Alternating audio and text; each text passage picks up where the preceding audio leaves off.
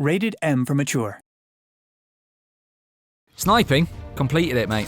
Here are some challenges for the true hardcore players to tick off.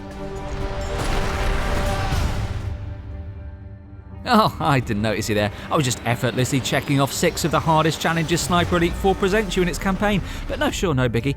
Got time to chat. See, there's doing the missions, and then there's doing the missions within the missions. Sniper Elite 4 poses challenges within each of its maps that get you to play out of your comfort zone or explore areas you wouldn't normally. It might be speedrunning the whole thing while a timer ticks down, or going after completely new objectives that are separate from the ones that further the story. But whatever exact shape or form they take, challenges are for the Fairburne-in-training who wants to squeeze the last drop from every area. So we've picked out 6 absolute peaches, each of them pushing you into a different mode of play and encouraging you to look at the mission afresh.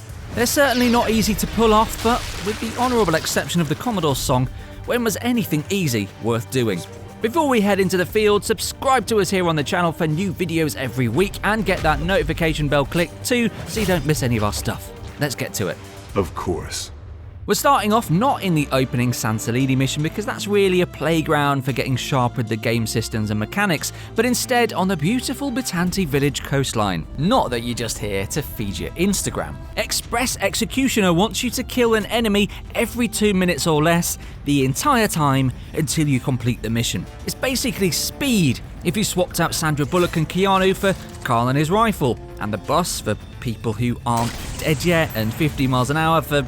Alright, this one's got away from me. You need to keep killing people. There are 2 obvious dimensions to this challenge. One is simply getting within killing range of a new person within that time, and another is making sure that you don't alert so many people with each kill that you've basically got the entire island after you. It's a combination of speed and stealth then, which will definitely get some players right out of their comfort zones in search of glory. Onto the Lorino Dockyard now, a moody nighttime jaunt where your stealth skills are really put to the test early on. Your starting position's all the way out here, look, and while it might take most players a few attempts to get in without making more noise than the recycling van that always seems to turn up when you decide to have a lie-in, this challenge is next level stealthy. The Shadow tasks you with finishing the whole shebang without alerting a single enemy. You can prompt a bit of yellow alarm meter on the HUD, but no red. Essentially, enemies are allowed to know something's going on. They're just not allowed to know what's causing it. This feels like one of the biggest and most densely populated areas in the whole campaign, so getting through it as a ghost is all about getting to know enemy sightlines and dead spots between their patrols, then moving at just the right moment. Tick this one off and you can rest assured you've got some expert level Lorino Dockyard map knowledge.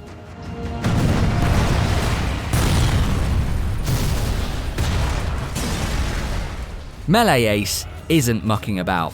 It doesn't care what upgrades you just unlocked for your sniper rifle, because as far as this challenge is concerned, you're here at the Abrunza Monastery for one thing and one thing only: to absolutely blast people in the face with your combat knife. Sounds like a pretty straightforward challenge until you actually get to the Abrunza Monastery. I mean, who's within knife range from here? There's a lot of verticality in this area, and the quiet genius of this challenge is that it turns that verticality itself into an enemy. Where before getting up high meant great vantage points for sniping, now it means you're basically useless. Patience is the big one here.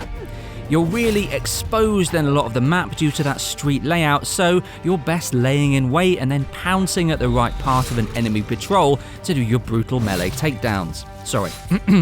Brutal melee takedowns. Then slip back into the shadows. It will suffice. What I love about this one is that while the others are modifiers that change your whole approach to a level, this one's basically a single incredible trick shot that can be achieved in 1 second. Burn Your Boats over at the Magazzeno facility wants you to blow up 2 boats with 1 shot.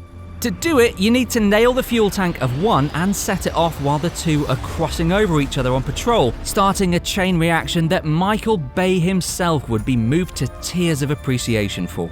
And okay, I did say you can pull it off in a second, and while that's technically true, the second is preceded by a lot of planning and positioning.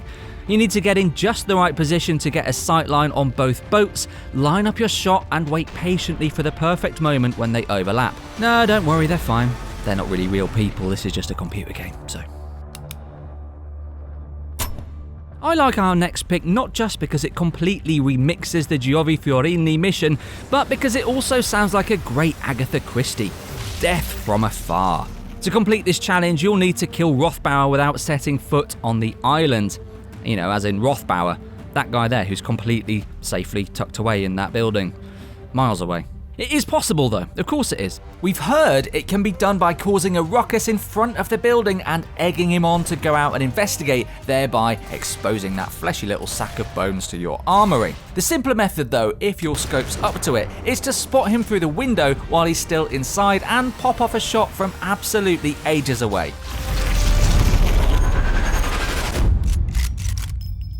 Of course, we're at the Allagra fortress for our last entry on today's list, although there are many more challenges in each of Sniper Elite 4's missions. This is the summit of Mount Good at the Game.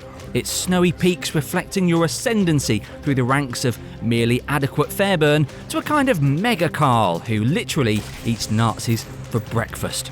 Not literally.